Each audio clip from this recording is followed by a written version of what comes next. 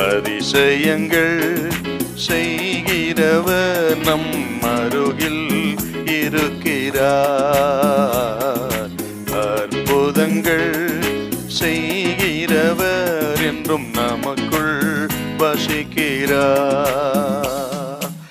யோவான் 6ஆம் அதிகாரம் 9-10 வாசிங்க. இங்கே ஒரு பையன் இருக்கிறான். இங்கே ஒரு பையன் இருக்கிறான். அவன் கையில் 5 வார்கோதுமை அப்பங்களும் 2 மீன்களும் உண்டு. ஆனாலும் அவைகள் இத்தனை ஜனங்களுக்கு எம்மாத்திரம் என்றான். எப்படி வருது பாருங்க. அந்திரேயை பார்த்துட்டு தான் ஒரு சிறுவனை பார்க்கிறார். அவன் கையில் 5 அப்பம் 2 மீன் இருக்கிறத பார்க்கிறாரு. ஆண்டவர்கிட்ட சொல்றாரு, அவைகள் என்னிடத்துல கொண்டு வாருங்கள். எப்படி இந்த ஆசீர்வாதம் வருது பார்த்தீங்களா? சிறு பையன், அந்திரேயா, இயேசு, சீசல் கொடுத்தார்கள். அங்க அற்புதம் நடக்குதுங்க. சிறு பையன் கையில் வந்தாலும், அதை கொண்டு வந்தது அந்திரேயாவா இருந்தாலும், பகிர்ந்து கொடுத்து சீசரா இருந்தாலும், யார் மூலம் வந்தது? ஆசீர்வாதம் இயேசுவின் மூலம் வந்தது.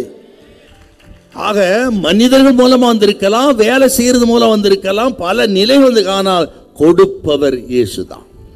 அவரை மறக்காதீங்க, அவருக்கு தோத்திரம் பண்ணுங்கன்னு அர்த்தங்க. ஆண்டவர் கொடுத்த சகலவற்றுக்காக நீங்கள் ஸ்தோத்திரம் பண்ணுங்கள். இன்னொரு விஷயம், எப்படி அது கிடைச்சதுன்னா, அதை பிட்டு இயேசு கொடுத்தார்.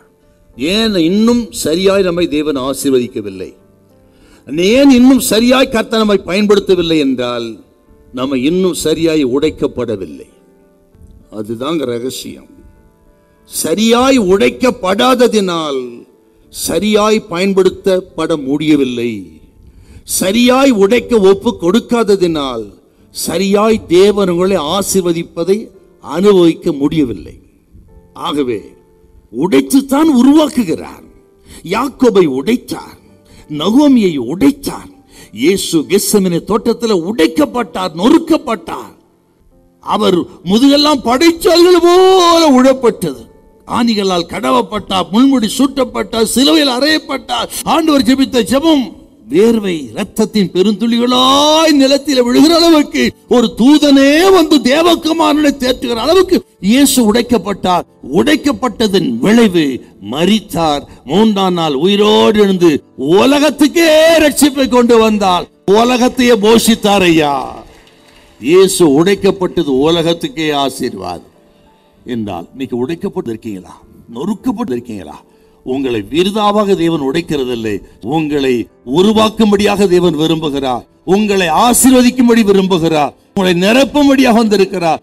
உடைக்கப்படுகிற நீங்க தான் ஆண்டவருக்கு வேண்டும். உடைக்கப்படுகிற உங்களை கொண்டு தான் பெரிய காரியத்தை செய்ய போகிறார்.